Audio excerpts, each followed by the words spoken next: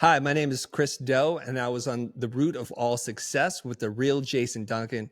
And if you want to learn about entrepreneurship from a guy who knows what he's talking about, this is the episode you need to listen to. Welcome to the root of all success with the real Jason Duncan, a podcast that explores how the world's most powerful entrepreneurs unlocked success and how their stories can help you do the same. A successful educator turned entrepreneur, Jason has built multi-million-dollar businesses that have been featured in Inc. magazine and Entrepreneur magazine. His life's mission now is helping entrepreneurs live what he calls #the exit lifestyle. Introducing TEDx speaker, mastermind leader, author, entrepreneur, cigar aficionado, motorcycle enthusiast, and host of the root of all success, the real Jason Duncan. The real Jason Duncan. Welcome back to another episode. I am the real Jason Duncan. You can call me JD. I'm glad that you're here today because I'm going to be talking with Chris Doe. This guy is amazing. You've probably seen him on social media. I know you've seen him on YouTube. This guy is everywhere. Millions of followers. He's making a huge impact in the creative space. He's helping business people become creatives. He's helping creative people become business people. This guy is legit. I met him in San Diego. I guess it was back in January or February. We'll talk a little bit about that today on the show. And he is exactly what I thought he was. So you're going to really, really enjoy this conversation. Chris Doe is self-described as a loud introvert. He's a recovering graphic designer. He's an Emmy Award-winning designer and the founder of the company The Future, which we'll talk about in the show today, which is an online education platform. His mission is to teach 1 billion people, that's right, billion people, how to make a living doing what they love. So you can think of The Future as a private art school without the crippling debt. So please help me welcome Chris Doe to the root of all success. Hey, Chris, welcome to the root of all success, my man. Thanks for having me here, Jason. Well, I'm really excited about talking to you. I had seen you on socials and on YouTube previous to meeting you in person a few months back. Yeah, I guess we met. Was it San Diego? Was it San Diego where we met? It was. Yeah. With Neil Dinger had the Ford event. You spoke at that one, and then I spoke at the next one. So I think we were in San Diego together, and I was really impressed by your energy, your vibe, and just kind of, I don't know, I guess I don't know how to describe it, but I guess when people meet you, if anybody's met you who's listening to this knows, like, the Chris Doe vibe, it's just like chill but very authoritative. Like, you know what you're talking about. Nobody's going to question that you don't know what you're talking about, and you just got a good heart. That's what I felt in you. So that's why I said, man, I'd really love to have you on my show. And now here we are several months later. Here we are. finally doing it. So thanks for being here, man. This is fantastic. And thanks so much for saying that. Something that people don't know about me is that I actually enjoy being around people. And so when I'm out and about, and Neil's like, Chris, you hung out before, after, during, and everything. It's like, I'm here to meet people. I enjoy talking to them. Well, that's also part of what I really was impressed upon me, your character, because so many times I go to these events, and this is not necessarily a knock against people who do it differently than you did it, but so many times I go to these events and the speaker comes in and speaks. They only show up for their talk and then they leave when their talk is done. And I get it. People are busy. I understand. But when the speaker shows up, or when one of the speakers shows up at the beginning of the conference, stays for the conference, and stays after the conference, I'm like, okay, this guy actually is interested in learning, and he wants to give. And you ended up speaking a second time on Sunday morning at our brunch because you were still there. So I appreciate that very much. Yeah, thank you. That was a trick, a thing of deception by Neil, which I do appreciate. He's like, hey, I'm having brunch. You want to come have brunch with me? I'm like, sure. And I show up like, oh, it's not just the two of us. It's like everybody. Well, the VIP crew. And he goes, hey, some people are upset. They didn't get to hear what you were saying. Do you mind just repeating that? He has a way of asking that's very hard to say no to. So I'm like, of course, I'm here. What else am I going to do? And if people want to listen to me, I'm happy to help. Yeah. Well, and you're heading out this weekend to Vegas. Of course, the weekend of recording, not the weekend that this comes out, but yes, you're heading out to Vegas this weekend to be part of the Big Forward event. Mm-hmm. And those are fantastic. Neil puts on one of the best conferences I've ever been to because he brings in great speakers, but he also he's built a great community. He has. It's just a really good community. Yeah. So how did you originally get involved with Neil? We'll talk about that for just a moment more, and then we'll move on into your personal story. Yeah, what I like about Neil is before he introduces each guest, he tells a little personal story. So the night before the whole event, the mastermind in San Diego, he told a story, which was he wanted to have me on his podcast, and he was trying to figure out how to do so. And so he did something. He was the first person to do this. He just approached me and said, "Chris, I see that it costs this much to book you for an hour of your coaching time. Could I just pay for that and have this as a podcast?" And I'm like, well, sure, I guess. And then he goes and escalates it later. He's like, I'm actually in town for that coaching session and I have a crew. Why don't we just record here? I'm like, okay. And so that's how he and I first met. And it was pretty cool. So he's a super chill guy. And I describe him like the Indian Andy Garcia. He looks just like Andy Garcia to me. He's got a good vibe. Yeah. He does. He does. Well, it's funny how I met him too, because it was complete by happenstance. I was at Brad Lee's office. I just recorded on Brad's show, and Neil showed up that day to talk to Brad about the event that the event last year that they had, the Ford event last year. Yeah. And so I'd never met Neil. Neil never met me. We don't know each other from Adam. And he you know, we're all sitting out on the you know, Brad's patio. Neil's not, but Brad and I are smoking cigars. We're all just talking about the event. And Neil was talking about how much he had to pay the speakers to come in. He was talking about that. I'm like, well, I'll pay the difference that you're trying to get if you'll let me on stage. And he's like, okay, well, thank you. Like, he doesn't know who I am, so it doesn't mean anything. But then later I found out he was texting people like, do you know who this Jason Duncan dude is? Do you know who this guy is? And so we actually have some mutual friends who are part of the Ford Mastermind that live here in Nashville where I am. But then he invited me. He was gracious. He said, you should come to the event. Even though I'm not in the real estate world, that's not my thing. I don't do mortgages. He invited me to come, and my wife went with me, and we had a phenomenal time last July. So congratulations for being on the big stage, because you're going to kill it, and it's going to be a great time. And for those that are listening, of course, it's already happened by the time you're listening to this, but go check out Forward Academy. I don't know how you search for that, but make sure it's Neil's Forward Academy, Neel. I think Chris would endorse it. I would endorse it. It's great stuff. So thank you for helping me indulge that. I know Neil will appreciate it for sure. Of course. So where do you hail? Where do you live these days? Yeah, I recently moved to Pasadena, California. And prior to that, I lived 17-ish years on the west side in the Pacific Palisades. So it's a bit of a weather culture change, but I'm loving it here. Yeah. Better or worse weather? Worse weather, but better people, I think. So more, and I tell my friends this, and they're like, not where you live, but there's some context that needs to be understood here. People here are more working class. They didn't inherit like a real estate empire from their parents. They're not old money. They're just regular folk who have done really well in their life and their business, usually first generation money. And I enjoy talking to people like that. Whereas in my old neighborhood, I love my neighbors, but a lot of them were just third generation money. And so they have a whole different set of values. Not to say that they're bad. They're just not where I come from. That's all. Yeah. Well, I'm from Nashville. Been here my whole life. I've lived a few different places, but this is home. Every time I go to California, there's always something new to see. Everything is so different from San Diego, San Francisco, everything in between, Sacramento. I mean, it's all very different.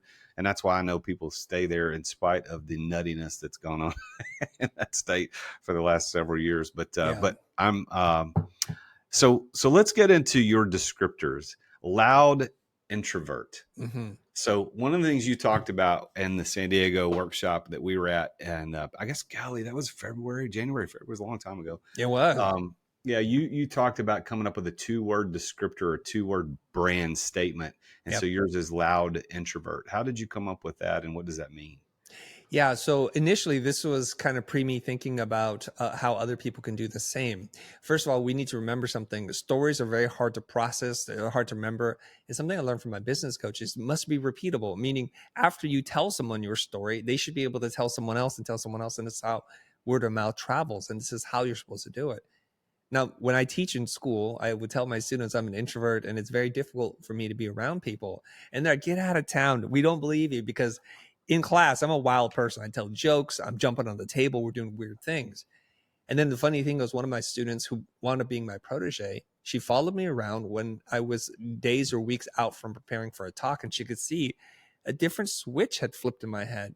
And she's like, you're being really weird right now. I'm like, I know. because I'm on my 18th draft for a talk I'm supposed to memorize. And she's there trying to help me. And then it really dawned on her, this is not an act. This is real. Like, I'm in my head and trying to figure things out. And that's too much of a story to tell somebody. So what loud introvert means is I'm an introvert. I lose energy being around people. I'm socially awkward as hell. I don't know how to start conversations. I don't know how to get out of conversations, Jason. So what I try to do is focus on building social media and content so good that I don't actually have to develop social skills. So when people see you across the street or at an event, they're like, hey, I listened to your podcast. I have a question for you. I'm like, great. You've solved 90% of my problems interacting with people, which is I don't know how to approach you. Hence, loud introvert. Social media without social skills. Actually just wrote that down. That's pretty good. That's pretty good. So the loud introvert, I get it. I think, I don't know who wrote, I think it was Dan Pink wrote a book. I can't remember the name of it, but he talked about ambiverts or omniverts, where, you got introvert on one side, extrovert on the other, but there's a lot of us. I think I'm in the middle. Yeah. Depending upon the situation, I can play up to the crowd, but I think naturally I probably play a little more down, but I wouldn't consider myself an introvert by any stretch of the imagination. So what book was that? Do you know what I'm talking about? If you know, is it A Whole New Mind? That's it. That's it. So that was a really interesting read about the difference between introverts and extroverts. And I think he called it ambivert, like being ambidextrous, where you can use either side. Yeah. And I think that's the idea. So now you're kind of famous for having a lot of followers on YouTube and on your social platforms, and you're a teacher at heart, which is what you do, which I really resonate with, because I also was a former school teacher. So what did you teach when you were a school teacher? Yeah, I taught at a private art school for 15 years at Art Center and also at Otis, and I lectured at different art schools and colleges. And that was my safe place, because I'm talking about things I know a lot about. I was mostly teaching main title design, sequential design, storyboarding, those kinds of things related to the motion design industry, which is the previous career that I had. People don't know this, but I ran a company called Blind since 1995, 20 plus years, did 80 million plus in revenue during that time. And we made commercials and music videos. So about 5 years out from running my business, there was an opportunity for me to teach what it is I was doing. And my real challenge back then was no one taught me how to do what it is I was doing. So I had to invent the models. And it was a long 15-year experiment on how to teach people how to do what it is that I know how to do. So when did you transition from teaching into this other Chris Do personal brand? It's in 2014. I know this because it's documented. First video dropped on YouTube January of 2014. And at that time, I'm 42 years old. And it's a former classmate, a friend of mine from Art Center, who's like, I know you want to teach, because he saw that I was trying to market and promote a workshop that I was going to teach about typography. And why don't we just combine forces? I'm already doing this, and I'm about 1.5 years, 2 years into this. Why don't we just combine forces? And back then it was called The School, spelled Skool. And his name is Jose Caballé. And so Jose and I were like, let's do this. And Jose was the exact opposite. I don't know if you're old enough to remember a TV show called The Odd Couple, Felix and Oscar, right? And they're so different. One is like anal retentive suit, and the other guy was sloppy and messy, but somehow they made it work. I'll let you figure out who's who in the characters here, but we made it work for a period of time. So you were 42 in 2014. Yeah. So I'm trying to do the math real quick, man. I'm 51. You don't even look 42 now. So you Asians have this beauty of not looking as old as you are. It's such a gift that God has given your people. Somebody had said this: Asian don't raisin and black don't crack. It might be true. I don't know. Well, I'm 48, so we're not too far apart, but you certainly don't even look 42. You're young, man. 48, so thank you. We're both in that club. I get, if I shave my beard off, I look 12. So that's probably it. Then shave the beard if you want to look younger. I need to shave the beard off. I look a lot younger. So Chris Do starts becoming the thing in 2014 at the ripe old age of 42. And that was, 9 years ago. So now you've got millions of followers on social media. You're killing it on stages. You're running masterminds. You're coaching people. What do you think your thing is? If somebody said, well, what is it that Chris Do, what's his primary area of expertise? What would you say? I get credit for lots of things, which sometimes I feel like I don't deserve. Oftentimes people say they see your presence, they see you following, and it's instant social proof, and they start applying labels to you. I think the thing that people know me most for is my sales videos, which I didn't even know I knew how to do, to be honest. Right. So they're like, oh, he's the pricing sales guy. He'll teach you how to overcome objections. He'll teach you how to frame the conversation, not to defend yourself when talking about money. And that really just comes from an internal belief that I have. And I didn't realize this. I know it's true, but I've pitched on hundreds of jobs, ranging from $30,000 all the way up to $1 million and winning them. And through that process, you learn a thing or two. And luckily I had some coaching as well along the way. And it builds up your confidence to carry yourself a specific way. And just trying to teach that to other people. Well, that is in fact how I first became aware of you. And it was a TikTok video, I guess, or a YouTube short or something like that on sales. Yeah. And you had a small group of people who were designers, it sounded like, and you were walking them through how to position their pricing, how to anchor at a higher point and do ranges. And I was like, this dude is legit. He knows what he's talking about. But now that I've met you and have interacted with you and followed you, now I don't see you as the sales guy, even though that was how I originally was introduced to you. Is that kind of the conundrum you find yourself in with most folks? Yeah, it just evolves, right? It depends on what I'm passionate of talking about. So some people think I'm a genius at marketing because of my social media following and my engagement, but I don't know anything about marketing. Now I'm moving into branding, and nobody taught me branding. I'm just trying to figure it out. So there are things like when you pursue your goal, there are skills that you pick up along the way that you then become known for. And if you want to, you can actually teach and package that for money. It's a wonderful world. Yeah, it is. It is a world, man. I tell you, to go from content, just making content, building a community around that content, and then being able to do commerce around that content, that community. You've mastered that, and you're showing other people how to do that. So, in all the things that you've been successful about, with what you've been able to accomplish, if you had to kind of narrow down all of that success into one thing, like this is the one thing that made Chris Do successful, what is that? That's a big question, Jason. I've been thinking about that.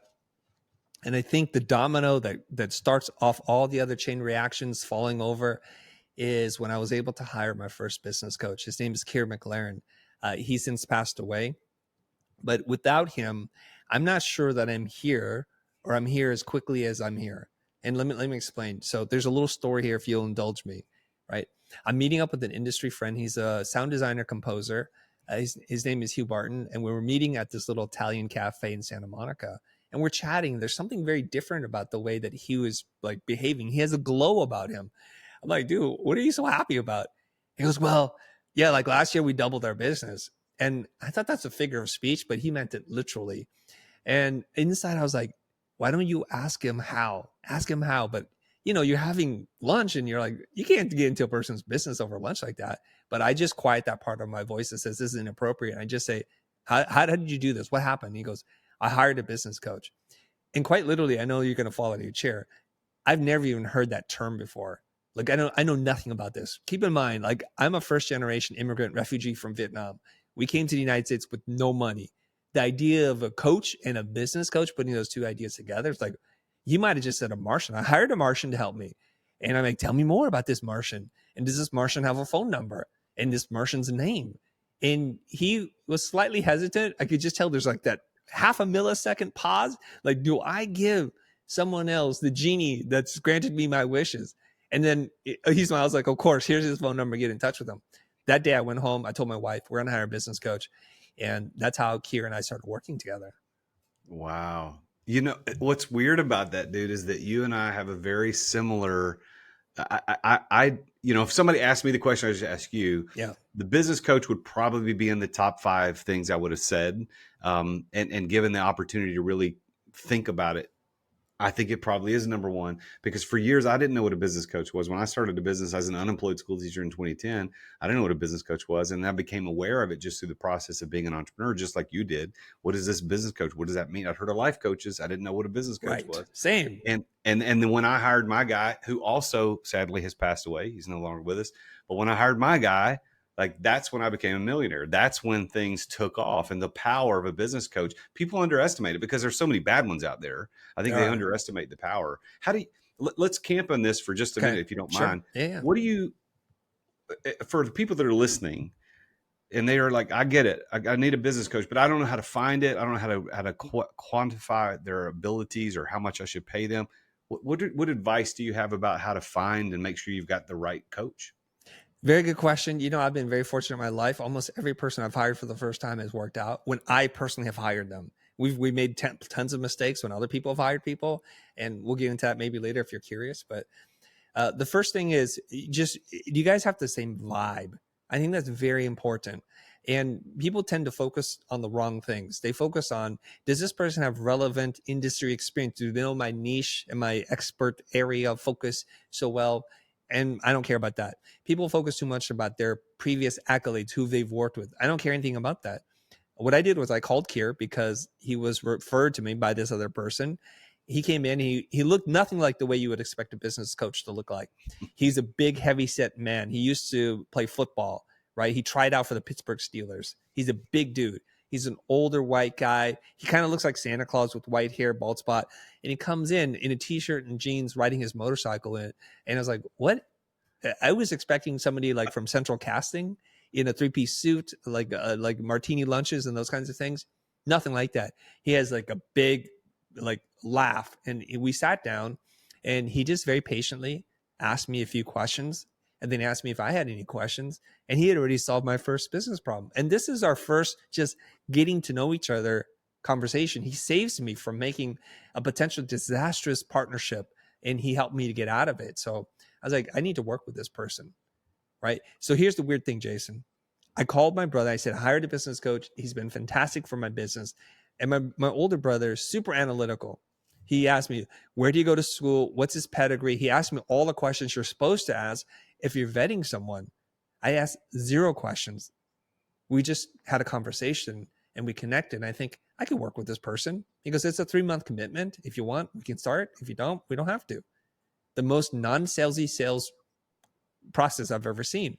So I'm like, of course. And I wound up working with Kier, believe it or not, Jason, for 13 years. We met every single week for an hour and a half to 2 hours for 13 years. Wow.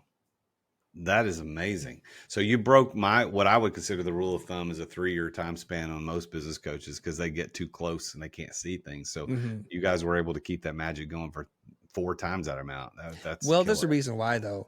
The first real business coaching thing, he saved me from making a disastrous business partnership, would probably save me millions of dollars. Didn't make me money, but it saved me. Number 2, when I told him how we were pitching, he made some tweaks to how we were pitching. And for the first year, the very first year, the first real piece of advice I got from him, we were at about $2.2 million every year. We went from that year to $3.9 million. I attribute that difference to him. So I was thinking in my mind, you've just paid for yourself for 10 years.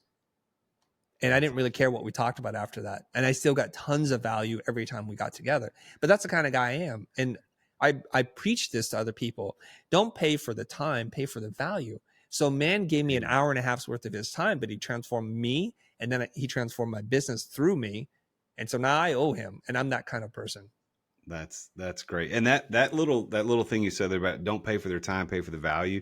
That is really, really, really important. That's important on both sides of the aisle. For the coaches out there, you don't charge for your time, you charge for the value that you bring. And then on the hiring side, if we're business people, we want to hire a coach. We're not looking for the coach we can get for X number of dollars per hour. We're looking for the coach who can get us the value. So that's very, very, very good point, Chris. Thank you for making that. So sorry that you lost him. I'm also sorry that I lost my first guy. It was a sad call to get to find out that he was no longer with us because he was a good dude and helped me figure stuff out. So let's talk about your definition of success, because everybody's got a different one, and you've been very successful from the outside looking in. And we're going to talk a little bit about the future and what you're doing with your company called The Future, not just the future in terms of time, but we're going to talk about that. But you've been very successful in a lot of different avenues. But how does Chris Do define that word success? I think there are 2 components to it.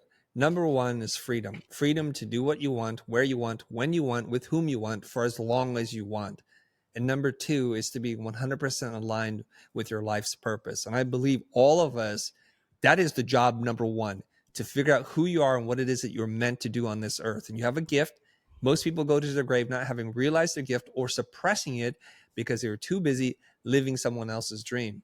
And because of that, they never reached to the very top of where they are. Now, I thought my gift and my purpose was to make commercials and music videos. It was not. Clearly, that was not it. When I was able to combine my passion for education, my experience in producing commercials and videos, my love for entrepreneurship, and a blend of spicy dough, which is me, which is sometimes truthsayer, sometimes cantankerous mother effer, that's who I am. And if I can put all that together, I've aligned with who I'm supposed to be in this world. All right, so let's run that back, everybody. He said two things. Number one is freedom, doing what you want, when you want, where you want, with whom you want, whenever you want.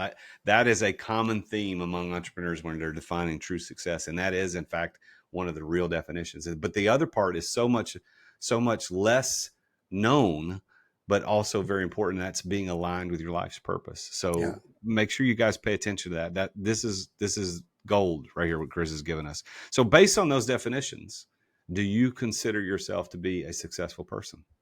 1000%. I try to live my life every single day to the fullest, doing what it is I'm supposed to be doing, being 100% present and grounded with where I'm at, what I'm doing. And when I do that, I know, and I it's just a little macabre for me to talk about this. Every time I get on a flight, I think about my wife. I think about my parents, mostly my mom and my wife. I send them both a text message without exception saying, I love you, and I'm going to get on a plane. So whenever there's a little bit of turbulence, I see people do this. They grab onto their hand, like they can do something about this. They start freaking out.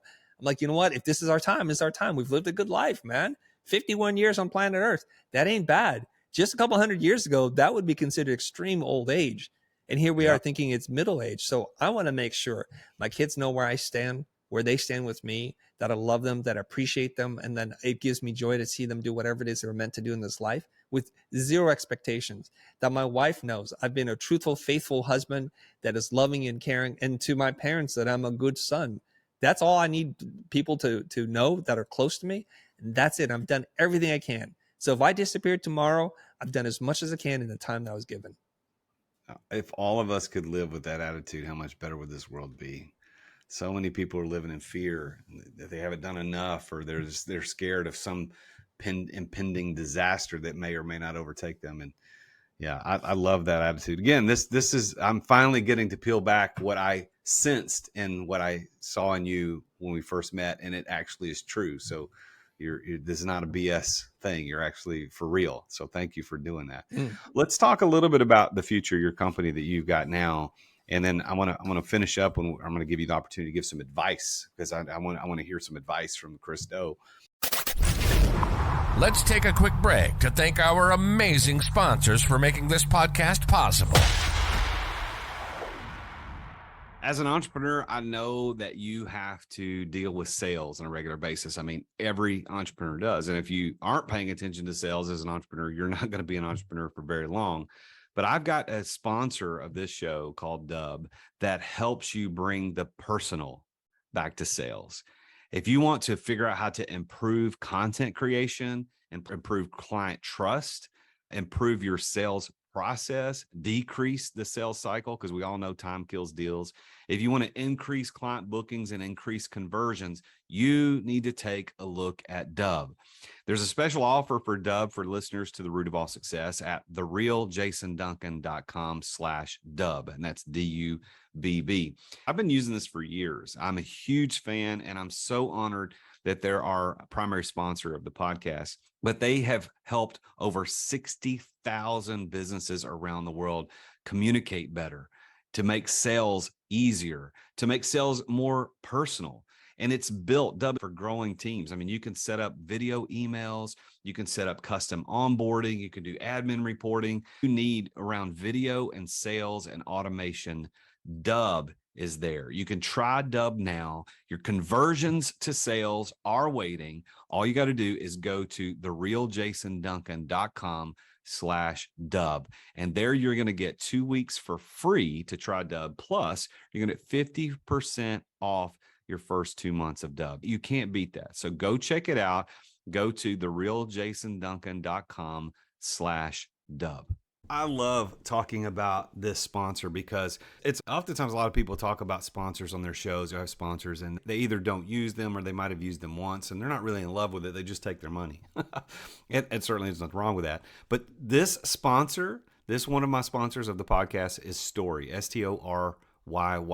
2 Ys. Why? Because they're awesome. If you've ever wondered how these influencers do their Instagram Reels and their TikToks and their YouTube Shorts to look so amazing, where they've got the zoom cuts and the pop-ups and the on-screen illustrations, whether it's cartoons or actual images or videos that get responses that people go, ooh, I want to talk to that. If you want to know how people do that, that is exactly what Story does.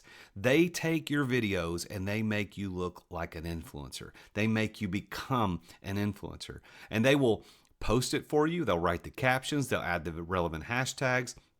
They put it on the platforms that you care about the most. And after that content's posted, they take it even one step further to boost it to your past clients, your leads, or anyone that you want to target. And they even have someone log into your social media profile to engage with other people's posts to drive engagement on your profile. Story truly takes the headache away from doing social media content from start to finish. And they have a mission to help people nurture and cultivate their relationships by sharing your message digitally. And they even have an app that makes it easy to upload your content and track everywhere your video is at. And I've been using them for a long time. And I told them, I said, look, guys, I love what you're doing. I want to recommend you to everybody. You need to be a sponsor of my podcast. And so they're a co-sponsor of this podcast. And they're also the exclusive sponsor of my live webinar series, Entrepreneur Master Series, because they're that good. I tell everybody about them. So go to therealjasonduncan.com/story to learn more. And that's therealjasonduncan.com/story, STORYY. Why are there 2 Ys? Because they're awesome. You'll get 10% off your first 3 months if you go to that link, therealjasonduncan.com/story. Thanks for listening to our sponsors. Now, back to the show. You've got this company called The Future, and you, as I said in the intro, your mission is to teach 1 billion people how to make a living doing what they love, which goes to your definition of success, being aligned with your true purpose in life. And the way you describe it is, think of The Future as a private art school without the debt. So tell us a little bit about what The Future is and what you're doing. Yeah, so it was a basic premise, which is, can we do better in education? Does it have to be for profit?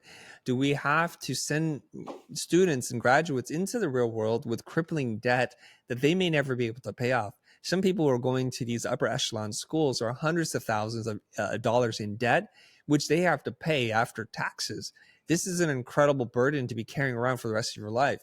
Mm-hmm. And so if you're sitting here thinking, I've got $400,000 in debt, there's like 4 years of missed opportunities because I was in school. And now I want to create a business. Like, well, who can do that? Who can afford that level of risk? Very few people can. Now, of course, if you have parents who can fund your education, I have no problems. And so what I want to do is to be able to provide an alternative, a check and balance, if you will, against the private art schools and the universities that are out there. Now, I chose art schools because that's what I know and that's what I'm going to teach for now, until we can perfect the operating system, like how we do this, how we market, how we create an equitable future for students, for teachers, and for ourselves. It's got to be long-term, infinitely sustainable. And that's the business model. So The Future is kind of my thesis as to what can be done. Now, here's a side story some people don't know about. I tried helping different nonprofit organizations do exactly what The Future is doing today. And for their whatever mismanagement, disorganization, the fact that it's a committee-run thing, they couldn't make up their mind about anything. They wanted to do it, but they just didn't move. And so 8-9 months later, I'm like, okay, I give up. I don't know how else to do this. I'm hitting my head against the wall and I'm bleeding. It's not working. And then I take the exact same plan and I'm sitting in my last ever faculty staff meeting at Art Center amongst the teachers who I revere, to the left of me, to the right of me. And as soon as I have an opportunity to talk, I raise the question, should we not be concerned about the threat that exists today with online education and how disruptive that can be to what it is that we're doing here? As an alum, as a teacher, I deeply care about this institution and I want to make sure it's around for another 200 years. And they're like, let's take a meeting. So the powers that be, we met in my office in Santa Monica. And after I quickly whiteboarded what we're doing, how we're doing it, and how I want to help, with no money, no strings attached, some of them laughed. They literally laughed. They dismissed me as a kid raising alarmist flags that are just not true. And the analog that one of them made was, they said the same thing about desktop publishing and how it was going to destroy graphic design It didn't. You're doing the same thing. It's all smoke, man. I'm like, okay, I'm done. And I believe this, Jason. I messed up. I broke my own rule, which is you're allowed to complain one time. After that, it's your problem if you don't do something about it. I've complained twice now, once to a nonprofit and once to this private art school. And I was like, I really want to help. I still want to help to this day.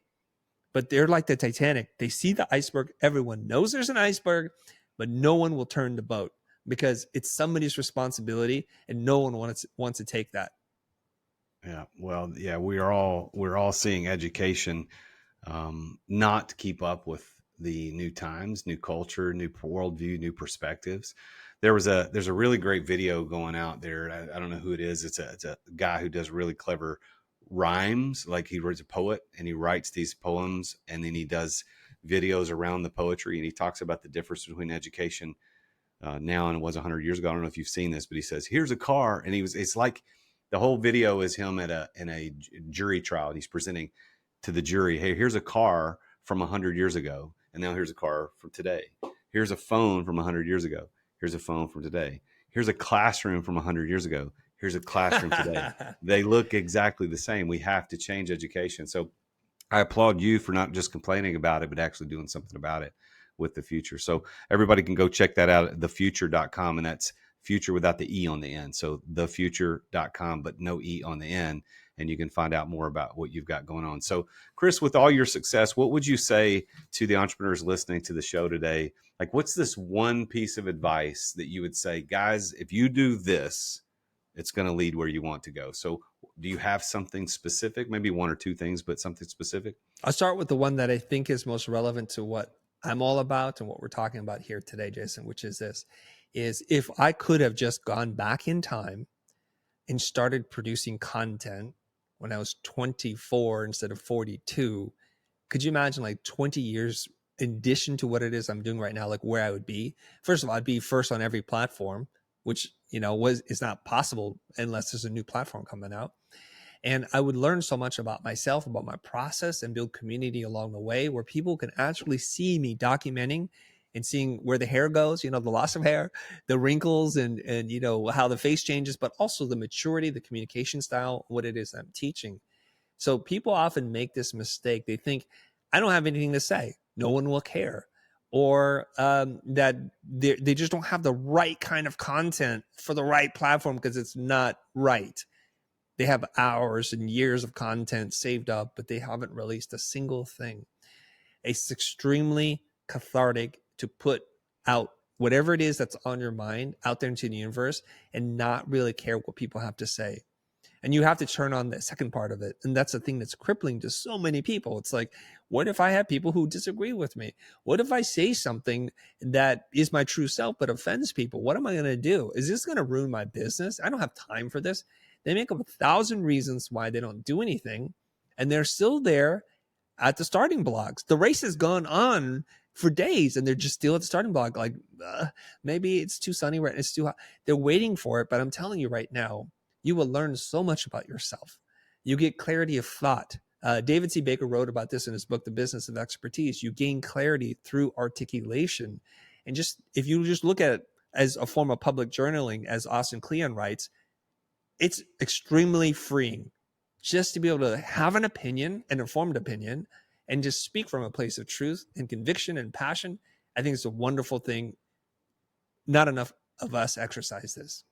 So to distill that down into actionable item is just go start producing content. You got to get out there and do it. Is that what you're saying? Yeah. And accept the fact that you're going to suck for a while. And that's okay. I did, I guess it was in 2018, 2019 is when I first started producing video content. So not that long ago. And I was doing these things called Friday sales tips. So I did a Friday sales. So you and I have such a similar background. That was when I started out doing Friday sales tips. And then I started adding weekly wisdom on Wednesdays or something like that. I did that. And now I film a short form video every single day. And my editing team puts it out there and they put it out. I post once a day, Monday through Friday. So you're right. It all sucks. I go back and look at that stuff I did in 2018, 2019. I'm like, holy crap, that looks terrible. And it didn't match what I was trying to accomplish. But you have to do it. You get the reps in. Once you get the reps in, you'll become an expert at it eventually. Yeah. Eventually. Well, Well, eventually. And so, Chris, I think the power of a business coach has been one of the themes of our conversation today, because that goes back to that first question I asked you about what's this one distilled down key to success. And so I think there's really some golden nuggets in that people need to go. And I know that sounds self-serving because you coach people, I coach people, but the reality is we're both here only because of the business coaches that allowed us to become the men that we are and the professional entrepreneurs that we are today. So thank you for reiterating that for our audience's sake. You've got a special offer that you want to invite people to with the Brand Lab. I'm going to give you the opportunity to talk a little bit about that and people how to get in touch with you. Sure. The first half of my educator journey has been about teaching uh, business skills to creative people. And now I'm like, and especially because I was in front of Neil's group where a whole bunch of entrepreneurs, like people like you had mentioned earlier, that I didn't think had things in common with me.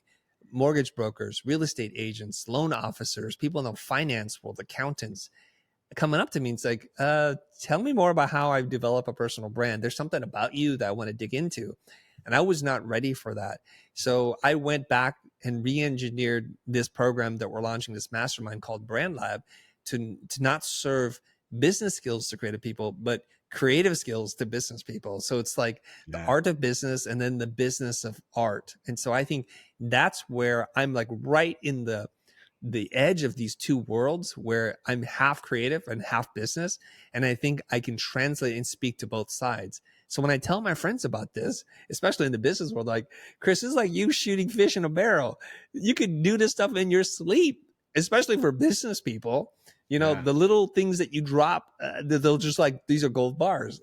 And I'm like, I'm working way too hard for my money here. I just want to teach people how to find their voice, how to create thought leadership, how to produce content at massive scales, kind of like to be the Gary Vaynerchuk of their industry as an analog, not the style, but like the impact. So, all right. So you can go to look up the Brand Lab. You can go to thefuture.com. Remember, it doesn't have an E on the end, thefuture.com/brand-lab. That's thefuture.com brand/brand-lab. Let me say that one more time because I confused that. Thefuture.com/brand-lab. And it's only $18K for 6 months at Brand Lab to work with the one and only Chris Do with your personal brand. And I love how you do the, teaching creative to business people, or teaching business people to be creative, and the art of business and the business of art.